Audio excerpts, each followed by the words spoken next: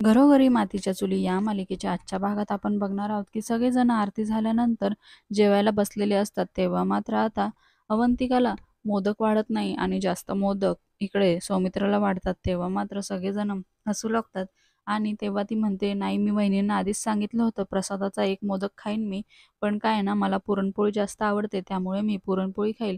बाकीचे मोदक तुम्ही हवं तर माझ्याऐवजी यांना द्या. आणि यांना वगैरे म्हटल्यावर सगळेजण खूपच हसू लागतात आणि इकडे घरातले सगळेजण त्या दोघांना खूपच चिडवू लागतात.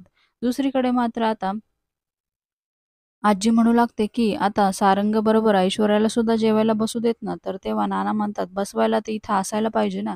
तर तेव्हा ती म्हणते, त्यात काय झालं, मी आवाज देते ना तिला. आणि असं म्हणून ती चिमणी, गुंडी वगैरे असे काही काही आवाज देऊ लागते आणि तेवढ्यात ऐश्वर्या तिथे येते आणि काय झालं आजी असं म्हणू लागते.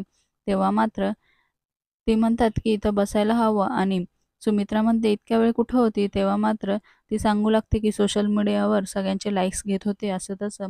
तर तेव्हा नाना म्हणतात, "अगं ते नंतर घे, आधी घरच्यांना काय हवं नको ते बघ की. इथे जानकी केव्हापासून सगळं करते आहे." तर तेव्हा मात्र जानकी म्हणते, "नाही हं नाना, काय आहे ना, तिने आज सगळ्या पोळ्या केल्या आहे आणि मला खूप मदत केली आहे."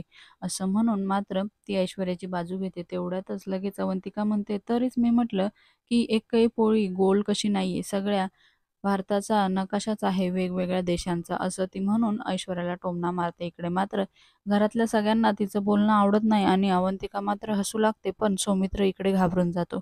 दुसरीकडे ऐश्वर्या रागाच्या भरामध्ये एक पोळी घेते. "तुला पोळी गोल हवी आहे ना?" असं म्हणून तिच्या तोंडात खोपते.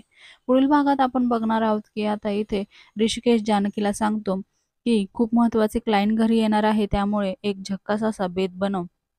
तर तेव्हा ती म्हणते, "तुम्ही काळजीच करू नका, मी खूप छान असं स्वयंपाक करते." त्यानंतर आता हे सगळं बोलणं ऐश्वर्या ऐकते आणि ऐश्वर्या मुद्दामूनच आमटी खारट करते आणि त्यामुळे जानकीला पूर्णपणे कळतं, की हे सगळं ऐश्वर्यानेच केलं आहे. ती म्हणते, "मी नाही केलं." तेव्हा ऐश्वर्या म्हणते, "मला माहिती आहे, तू खोटं बोलू नको." तेवढ्यात गुलाब तिथे येतो आणि तो म्हणतो, "काय झालं, मीठ बरोबर पडलं आहे ना?" तर तेव्हा जानकीच्या लक्षात येतं, ह्याने मीठ टाकलं आणि लगेच सारंगही तिथे येतो.